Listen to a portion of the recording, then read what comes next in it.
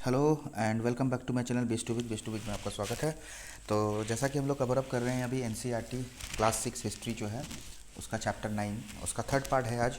तो third part में इससे पहले पार्ट में हम लोगों ने डिस्कस किया था सिल्क रूट के बारे में। तो आज हम लोग देखते हैं स्प्रेड ऑफ बुद्धिज़्म कि बुद्धिज़्म उस समय पे कैसे स्प्रेड हुआ था, किसने स्प्रेड किया था और उसके रिलेटेड कुछ कुछ पॉइंट्स है ना। तो देखते हैं सबसे मोस्ट फेमस रूलर जो था आप लोगों ने पढ़ा है पिछले पार्ट में कुषाण के, है ना। मोस्ट फेमस रूलर जो थे कुषाणा के वो थे कनिष्क। कनिष्क जो थे उन्होंने 1900 साल पहले रूल किया था। ठीक है, उन्होंने एक बुद्धिस्ट काउंसिल बनाई थी। ठीक है, जहाँ पे स्कॉलर्स मिलते थे और इम्पॉर्टेंट मैटर्स पे डिस्कस किया करते थे। काउंसिल मतलब आप जानते हैं एक समूह या फिर संगठन जो बहुत सारे स्कॉलर्स जो भी ज्ञानी व्यक्ति वो लोग सब मिलेंगे, मिलकर अपना अपना डिस्कशन करेंगे इंपॉर्टेंट मैटर्स पे, है ना। उस चीज़ को वो अरेंज किया था उन्होंने, एक ऐसा काउंसिल अरेंज किया था। तो देखो एक पोइट थे जिन्होंने बुद्धा की बायोग्राफी कंपोज की थी, मतलब बनाया था, जिसका नाम था अश्वघोष। अश्वघोष जो थे बुद्धा की बायोग्राफी उन्होंने कंपोज की थी। तो उस बायोग्राफी का नाम उन्होंने दिया था बुद्ध चरिता। ठीक है, बुद्ध चरित्र। तो यहाँ पे देख सकते हैं ये नाम बहुत इंपॉर्टेंट है, तो आप लोग ध्यान रखिए। ये अश्वघोष और ये यहाँ से, ठीक है, बुद्ध चरित्र याद रखिएगा। अश्वघोष जो थे एक पोइट थे जो जिन्होंने बुद्धा की बायोग्राफी को कंपोज किया था और उसका नाम दिया था बुद्ध चरित्र। ठीक है, ये इनके कोर्ट में ही रहते थे, मतलब इनके मतलब किंगडम में रहते थे।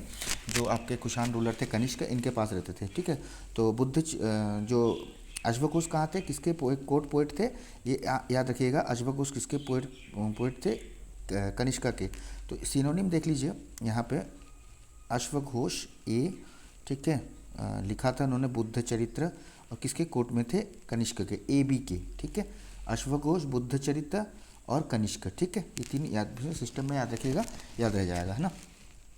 उस समय पे एक नया बुद्धिज़्म के देखिए दो फॉर्म आते हैं, एक हिनायन बुद्धिज़्म, एक महायान बुद्धिज़्म। अब हिनायन बुद्धिज़्म, महायान बुद्धिज़्म दो ब्रांचेस हैं बुद्धिज़्म के। ठीक है, दो ब्रांचेस है बुद्धिज़्म के ऐसे, हिनायन हिनायन और महायान। तो अभी महायान के बारे में देखेंगे। महायान बुद्धिज़्म एक्चुअली है क्या। महायान बुद्धिज़्म एक ऐसा चीज़ है कि जिसको बोलते हैं बुद्धाशिप। ऐसे ऐसे लोग जो बुद्धाशिप मतलब खुद को मतलब क्या करेंगे, ऐसा तैयार कर लेंगे अपने आप को, ठीक है, सेल्फ मतलब फुल्ली, मतलब जैसे उनको लगे कि मतलब एक बुद्धा के पूरी तरह से बुद्धा के जो बुद्धाशिप में अपने आप को डाल देते हैं वो लोग, बुद्धाशिप। ठीक है, मतलब कैसे बुद्धा का जो मतलब कैसे उन्होंने नॉलेज गेन की थी, कैसे कैसे उन्होंने कैसे कैसे चीज़ों में मतलब क्या क्या चीज़ें उन्होंने की थी, ये सारे चीज़ अपने में समाने की कोशिश करते हैं। तो इसी चीज़ को बोलते हैं महायान बुद्धिज़्म। ठीक है, तो इसका दो फीचर था, डिस्टिंग इम्पॉर्टेंट फीचर था। ठीक है, तो पहला देख लेते हैं क्या है। दो फीचर्स हम लोग देखेंगे। तो फर्स्ट देखिए कि फर्स्ट है कि जैसे मान के चलिए कि जो अपने आप को, ठीक है, संभाल लेना। ठीक है, अपने आप को मतलब पूरी तरह से मतलब अपने आप में पूरी तरह से बुद्धा की जितने भी टीचिंग्स हैं, जितने भी अच्छे अच्छे चीज़ें हैं, जितने भी जैसे जैसे बुद्धा ने अपने लाइफ में किया है या फिर जो जैसे उन्होंने एनलाइटमेंट उनको मिला है उस हिसाब से अपने आप पर पूरी तरह से बुद्धिज़्म को संभाल लेना, जिसको हम बोलते हैं, जैसे मैंने आपको बताया कि बुद्धाशिप जिसको हम लोग बोलते हैं। ठीक है, और सेकेंड चेंज ये था कि सेकेंड चेंज क्या था, सेकेंड चेंज था बिलीव इन बोधिसत्व। बोधिसत्व मतलब क्या है, मतलब बोधिसत्व सत्व के ऊपर बिलीव। ठीक है, बिलीव क्या है बोधिसत्व के ऊपर कि जैसे समझ लो ये वो पर्सन थे, ठीक है, जिन्होंने एनलाइटमेंट अटेंड किया था, मतलब जिन्होंने ज्ञान अर्जन किया था। ठीक है, और एक बार उन्होंने ज्ञान अर्जन कर लिया तो वो अपना पूरी लाइफ, है ना, वो पूरी तरह से अपनी आइसोलेशन में रह सकते हैं या फिर ध्यान लगा सकते हैं शांति से। ठीक है, तो वो अपने पूरे बुद्धा स्टेट में चले जाते थे। तो पर उन्होंने ऐसे थे बोधिसत्व कि उन्होंने ऐसा कुछ किया नहीं, पूरी तरह से अपने आप को आइसोलेट नहीं किया, मतलब अलग नहीं रखा।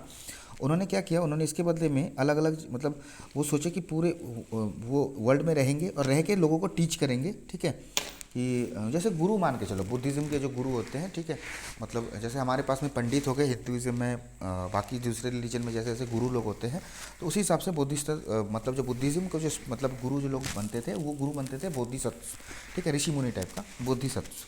ठीक है, तो काफ़ी पॉपुलर थे उस समय पे। ठीक है, पॉपुलर हो गए थे। ठीक है, और इनकी वर्शिप भी होने लगी। ठीक है, कहाँ और काफ़ी जगह पे फेमस भी हुए, जैसे सेंट्रल एशिया, चाइना, ठीक है, बाद में कोरिया में गए, जापान में हुआ। ठीक है, ये सब चीज़ थी। तो बाद में धीरे धीरे वेस्टर्न और साउदर्न इंडिया में भी फॉलो होने लग गई। ठीक है, जहाँ पे काफ़ी सारे केव्स बनाए गए, ठीक है, हिल्स को काट काट के, जहाँ पे जो मॉन्क्स थे वो रह सके जाके, है ना, कि मतलब मान के चलो जहीं कहीं पे जा रहे हैं टीचिंग करने के लिए, तो कहीं बारिश उरिश हो गई, तो पहले हम लोगों ने पढ़ा तभी था, तो उनके वजह से वो समझ लो यहाँ पे एक पहाड़ है तो उसको काट दिया जाता था, काट के उनके रहने की जगह बनाई जाती थी। ठीक है, तो ये कौन काम करते थे, ये जो है ना किंग्स या फिर क्वींस के ऑर्डर में बनाया जाता था, जो लोग बुद्धिज़्म को मानते थे, और भी काफ़ी बड़े बड़े मर्चेंट्स थे, फार्मर्स थे, वो लोग भी मदद करते थे इस चीज़ में। ठीक है, और बेसिकली है ना ये कहाँ पे लोकेटेड था देखो। ठीक है, वेस्टर्न घाट्स जहाँ पे था, वेस्टर्न घाट्स जो थे, वेस्टर्न घाट्स के पासिस के जो पासेस के मतलब वेस्टर्न घाट्स में जो थे ज़्यादातर, वहाँ पे कुछ पासेस थे, जहाँ पे जो पासेस मतलब मान के चलो जहाँ से मतलब समुद्र के पास है। ठीक है, मतलब उसके अगल बगल में होना चाहिए, ताकि ट्रेडिंग, मतलब ट्रेडिंग तो नहीं, पिलग्रिमेज करने में सुविधा हो, मतलब एक जगह से दूसरी जगह पे जाने में सुविधा हो। तो इन वेस्टर्न घाट्स मतलब आपको पता ही है, जो समुद्र के किनारे, ठीक है, तो उस जगहों पे है ना, तो रहते थे, ताकि एक जगह से दूसरे, एक स्टेट से दूसरे स्टेट में जा, सॉरी एक सिटी से दूसरे सिटी या फिर एक कंट्री से दूसरे कंट्री में जा पाए। ठीक है, तो इसी वजह से वो उनके वहीं पे पासेस में लोकेटेड किया गया था इनके जो भी है मतलब केव्स को। ठीक है, ताकि एक जगह से दूसरी जगह वो जा पाएँ इजीली। उसके बाद देखते हैं यहाँ पे आपको देखने को मिल जाएगा। ठीक है, और काफ़ी ये इमेज आप लोग देख लो ध्यान से एक बार, तो देखो ऐसा है। इसके बारे में भी जानने को मिलेगा काफ़ी कि कौन कौन सा पोजीशन में किस बुद्धा के अलग अलग पोजीशंस हैं, तो पोजीशंस आपके क्या किस चीज़ के लिए कहा जाता है, कौन सा पोजीशन, सब पोजीशन अलग अलग है। देखो ये पोजीशन एक अलग दिख रहा है बुद्धिज़्म में, बुद्धा जी इसमें अलग दिख रहे हैं, उसमें अलग दिख रहे हैं, दोनों दोनों देखो इमेज में, एक ऐसा पोज है, एक ऐसा पोज है, तो ये अलग अलग पोजेस के अलग अलग मतलब होते हैं। ठीक है, तो महायाना बेसिकली देखो, महायाना जो थे, आप लोगों को कॉन्फ्यूजन होगा, प्रॉब्लम कन्फ्यूजन होगा। महायान जो बेसिकली क्या होता था, महायान का क्या है कि गोल, एक ऐसा गोल जिसमें बुद्धा मतलब बोधिसत्व के थ्रू से बुद्धाहुड को पूरी तरह डेडिकेट करना। ठीक है, बुद्धाहुड को पूरी तरह अपने अंदर डाल लेना। ठीक है, तो यही है बेसिकली महायान। ठीक है, बोधिसत्व वगैरह वगैरह सब रिलेटेड है, बाद में और भी जानने को मिलेगा हमको, इतना ही काफ़ी हम लोग महायान के बारे में और बुद्धिज़्म के बारे में। बाकी बोधिसत्व और महायान के बारे में बाकी अगले जब मैं क्वेश्चन आंसर्स आपको प्रोवाइड करूँगा, तब जाके इसके बारे में आपको पूरी तरह से मालूम हो जाएगा, है ना। चलते हैं आगे। अब देखते हैं, ये देखिए केव्स है, मोंटे कार्ले महाराष्ट्र जो है वहाँ पे है, कैसा केव बनाया गया है काट के। ठीक है, धीरे धीरे क्या हुआ देखो कि जैसे ही मतलब कुछ ट्रेडर्स जो थे, तो ट्रेडर्स ट्रेडिंग करने आते थे मतलब सी रूट से, वो भी यहाँ पे कभी कभार रह लेते थे इमरजेंसी पे। ठीक है, तो यहाँ पे देखो जो बुद्धिज़्म था, धीरे धीरे क्या हुआ ईस्टवर्ड में, मतलब साउथ ईस्ट में भी फैलने लग गया। ठीक है, उसके बाद श्रीलंका में चले गया, म्यांमार में चले गया, थाईलैंड में चले गया। तो देखो ये सब जगह जाने के लिए ना, तो उन जो भी बोधिसत्व होते थे या फिर जो भी उनके मॉन्क्स होते थे, उनको समुद्र के पास ज़्यादातर रहते थे, ताकि तुरंत कहीं निकल सके, जैसे कहीं जाना हो, थाईलैंड जाना हो, म्यांमार जाना हो, तो ये सी रूट के थ्रू से ही अपना, उस समय तो प्लेन वगैरह था नहीं, तो वो सी रूट्स के थ्रू से ही चलते थे, इसलिए वो ज़्यादातर सी कोस्ट या फिर सी जहाँ से समुद्री यात्रा पॉसिबल हो अच्छे से, तो वहीं पे रहते थे वो लोग, है ना। ठीक है, चलते हैं अभी आगे। तो देखो सबसे ओल्डेस्ट फॉर्म जो है मतलब ओल्डर, सबसे पुराना फॉर्म जो है बुद्धिज़्म का, उसको हम बोलते हैं थेरावादा बुद्धिज़्म। थेरावादा बुद्धिज़्म अलग फॉर्म है, इसके बारे में हम लोग बाद में देखेंगे, अभी इतना इंपॉर्टेंट नहीं है थेरावादा बुद्धिज़्म आपके लिए। ठीक है, जस्ट याद रखिए ओल्डेस्ट फॉर्म जो है थेरावादा बुद्धिज़्म है, थेरावादा बुद्धिज़्म। ठीक है, old school of Buddhism, okay basically. अब देखो, अब क्या है, जो आपके पिलग्रिम्स थे, मतलब पिलग्रिम्स कैसे, पिलग्रिम्स किसको कहा जाता है, जो पिलग्रिम्स उनको पिलग्रिम्स मतलब बेसिकली वो होता है जो मतलब धर्म यात्री। ठीक है, जो धार्मिक स्थल पर यात्रा करने जाते हो, उनको उनको कहा जाता है मतलब पिलग्रिम्स। ठीक है, जो भी कोई भी औरत हो सकता है, वो कोई मैन हो सकता है। ठीक है, जो जर्नी करता है हॉली प्लेसेस में जाने के लिए, पूजा पाठ के लिए, उसी को बोलते हैं धार्मिक, जिसको बोलते हैं धार्मिक व्यक्ति, जो धर्म स्थल पर जाए तो उसी को बोलते हैं पिलग्रिम्स। ठीक है, तो सबसे बेस्ट नोन उसमें से कुछ कुछ पिलग्रिम्स बुद्धिस्ट पिलग्रिम्स है, चाइनीज़ बुद्धिस्ट पिलग्रिम्स है, जिसके बारे में लोग देखेंगे। यहाँ पे फास्ट जान है, ठीक है, जो कि आए थे सब कंटिनेंट में 1600 साल पहले। जुआनजांग आए थे 1400 साल पहले।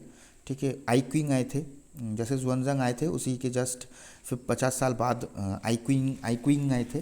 ठीक है, तो वो ऐसे ऐसे जगह पे आए थे जहाँ से बुद्धा की लाइफ जुड़ी हुई है, जिन जिन जगहों पे बुद्धा की लाइफ हिस्ट्री या फिर बायोग्राफी जुड़ी हुई है, मतलब कहाँ पे जन्म हुआ था, कहाँ पे पढ़ाई किया था, कहाँ पे मतलब उन्होंने एनलाइटमेंट दी थी, इन जगहों पे उन्होंने बेसिकली विज़िट करना मतलब विज़िट करने आते थे, ठीक है। और कुछ इंपॉर्टेंट मोनेस्ट्रीज़ भी थे जहाँ पे बुद्धा रह चुके हैं या फिर बुद्धा रहे थे, तो उन जगह को वो मतलब देखने आते थे या फिर उन जगह पे रिसर्च करने आते थे, है ना। तो यही है। और जैसे ही वो लोग अपना ख़त्म कर लेते थे, ठीक है, और वो मतलब समझ लो जैसे ख़त्म होता तो वो अपना अकाउंट लिखते थे जर्नी के मतलब जर्नी के बारे में लिखते थे कि कैसा रहा जर्नी, क्या क्या डेंजरस थिंग्स हुए अपने इनका अपने ट्रैवलिंग के दौरान, उसमें उन्होंने क्या क्या दुविधाएं झेली, ठीक है। ये सब चीज़ें लिखते थे और वो अपने साथ में वो जो भी लिखते थे वो बुक्स को अपने साथ में उठा के ले चले जाते थे, ठीक है। बस इतना ही है। अब देखिए कि यहाँ पे फाजियान की एक यहाँ पे कैसे चाइना पहुँचे थे, ठीक है। तो फाजियान जो थे अपनी जर्नी स्टार्ट किया था उन्होंने मतलब बंगाल से, ठीक है। उन्होंने एक जहाज़ पकड़ी, मतलब शिप पकड़ी जिसमें कुछ मर्चेंट्स थे, मतलब मर्चेंट मतलब व्यवसायी, बिजनेसमैन्स, ठीक है। वो चले गए तो काफ़ी जैसे ही उन्होंने 2 दिन ट्रैवल किया उसके बाद उन्होंने उनको तूफ़ान में अटक गए, वो तूफ़ान में काफ़ी ज़्यादा बड़ा तूफ़ान लगा, ठीक है। तो मर्चेंट्स लोग जो थे अपने धीरे धीरे भारी भारी सामान है ना बोट से निकाल के फेंकने लगे ताकि बोट हल्का हो जाए और बचने की संभावना बढ़ जाए उसमें, है ना। तो फासियन ने क्या किया, फासियन ने अपने सारी चीज़ें फेंक दिए, ठीक है। बट वो जो स्टैचू उनके पास थी एक बुद्धा की और एक बुक थे जो जिन्होंने उन्होंने जिस चीज़ को कलेक्ट किया था, ठीक है।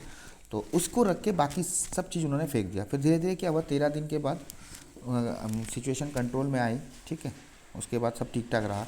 तो वहाँ पे उन्होंने एक सी को इस हिसाब से बताया है, the sea itself is boundless in extent, it is impossible to know east और वेस्ट। मतलब देखिए बोला कि सी इतना बड़ा था कि एकदम पूरी कोई बाउंड्री नहीं थी, पूरी बाउंडलेस थी, ठीक है। ना तो इसका ईस्ट का पता था ना वेस्ट का पता था। जस्ट खाली हम लोग सन को देखते थे, मून को देखते थे और स्टार्स को देखते थे, इसी हिसाब से मोशंस का पता चलता था हमें, ठीक है, कि कहाँ कैसे जहाँ चल रहे हैं हम लोग, ठीक है। रेनी वेदर था, डार्क था, अंधेरा था, ठीक है। जस्ट खाली हमारे पास यही था कि किसी तरह हम लोग विंड को काट सकें, निकाल सकें विंड को, भाई निकल जाओ जल्दी से जल्दी ताकि हम लोग पहुँच जाएँ। तो ज़्यादा से 90 दिन लगा जावा पहुँचने में उनको। फिर उन्होंने 5 दिन वहीं पे होल्ड किया, ठीक है। फिर दूसरा मर्चेंट शिप पकड़ा, फिर वो चाइना पहुँचे, दूसरा शिप पकड़ा फिर चाइना पहुँचे, बस इतना ही है। ऐसे रिटर्न किया। उसके बाद जुआनजंग जो थे वो लैंड रूट के थ्रू से निकले थे चाइना के लिए, ठीक है। और उन्होंने एक कुछ बुद्धा के स्टैचूज लिए थे, ठीक है, जो गोल्ड से बने हुए थे, सिल्वर से बने हुए थे, चंदन की लकड़ियों से बने हुए थे, ठीक है। और कुछ 600 मैन्युस्क्रिप्ट्स लिया था उन्होंने जो कि 20 हॉर्सेस पे बांध दिए गए थे। उसमें से 50 मैन्युस्क्रिप्ट्स तो गुम हो गए, ठीक है। मतलब मान के चलिए कि जब वो क्रॉस कर रहे थे इंदास रिवर, है ना, बोट में बैठ के, तो बोट पलट गई, ऐसे बोट है ना उलट गई, कैप्साइज्ड। कैप्साइज्ड का मतलब होता है, याद रखिए, कैप्साइज्ड का मतलब होता है बोट पलट गई, ठीक है, पलट जाना। तो बोट उलट गई, उसके कारण से वो 50 मैन्युस्क्रिप्ट गुम हो गई थी, ठीक है। बाकी जब चाइना पहुँचे तो वो जितने भी मैन्युस्क्रिप्ट्स को ना, वो बाकी सारे अपनी पूरी लाइफ है ना, मैन्युस्क्रिप्ट्स तो शायद संस्कृत में थी, तो उन्हीं मैन्युस्क्रिप्ट संस्कृत की जो मैन्युस्क्रिप्ट थी, ठीक है, वो मैन्युस्क्रिप्ट को चाइनीज़ भाषा में वो कन्वर्ट करने में ही अपनी सारी लाइफ बिता दिया उन्होंने, ठीक है। तो ये जुआनजांग थे। नालंदा के बारे में देखेंगे। नालंदा जुआनजांग एक पिलग्रिम थे जो मतलब बताए थे, वो नालंदा आए थे। नालंदा एक फेमस बुद्धिस्ट मोनेस्ट्री था उस समय पे, ठीक है। मतलब नालंदा एक काफ़ी यूनिक बुद्धिस्ट लर्निंग सेंटर था, मतलब स्कूल था, बुद्धिस्ट लर्निंग स्कूल। तो यहाँ के बारे में देखो, जुआनजांग ने कहा क्या कि teachers are man of highest ability and talent. मतलब जो वहाँ पे टीचर्स थे काफ़ी ज़्यादा एबिलिटी था उनमें, टैलेंट था, ठीक है। टीचिंग्स, बुद्धा के टीचिंग्स को पूरी तरह फॉलो करते थे, पूरी सिंसियरली फॉलो करते थे। और जो मोनेस्ट्री के रूल थे वहाँ पे रहने के काफ़ी स्ट्रिक्ट था और सबको फॉलो करना पड़ता था, ठीक है। डिस्कशंस होते थे, पूरे दिन डिस्कशंस होते थे इंपॉर्टेंट मैटर्स पे। Old and the young mutually help one another, मतलब जो एजेड है वो यंग वाले को हेल्प करते थे सही दिशा दिखा के, यंग वाले जो है शायद फिजिकली हेल्प करते हों ओल्ड को, है ना। तो ऐसा रहा। जो भी ज्ञान मतलब काफ़ी सारे मतलब जानने वाले, मतलब पढ़े लिखे व्यक्ति आते थे अलग अलग सिटीज़ से, वो वहाँ पे रहते थे और अपनी डाउट्स, लाइफ के जो भी डाउट्स होते थे, कोई चिंता या फिर कुछ भी हो, वो क्लियर आउट कराते थे यहाँ से। और गेट कीपर जो भी कभी नया कोई आदमी आता था तो गेट कीपर उसके क्वेश्चन पूछता था, अगर वो क्वेश्चन का सही जवाब दे देता था आदमी तो ही उसके एंट्री मिलती थी, बाकी जाओ भाई घर, ठीक है। आउट ऑफ 10 7-8 ही बोल पाते थे, ठीक है। मतलब मतलब यही मतलब 2-3 ही बोल पाते थे, 10% में थे, 7-8% नहीं बोल पाते थे, 7-8 लोग ही रिजेक्ट हो जाते थे। बाकी 2-3 जो भी बचते थे, जो भी अच्छे जानकार होते थे, तो वो रहते थे यहाँ पे, एंट्री मिलती थी उनको, है ना। चलते हैं। तो आज के लिए इतना ही, इस पार्ट में हम लोग कवर अप करेंगे, जब पार्ट थर्ड ये आज के लिए। तो बाकी का पार्ट जो हम लोग नेक्स्ट पार्ट में कवर अप करेंगे, उसी को हम लोग एंड करेंगे, क्योंकि थोड़ा सा लंबा है तो थोड़ा सा चलेगा ये, ठीक है। बाकी वीडियो आपको पसंद आए तो लाइक करिए, शेयर करिएगा दोस्तों के साथ में, कमेंट करिए और अपना सपोर्ट दिखाइए, है ना। तो थैंक यू, मिलते हैं अगले पार्ट में। धन्यवाद।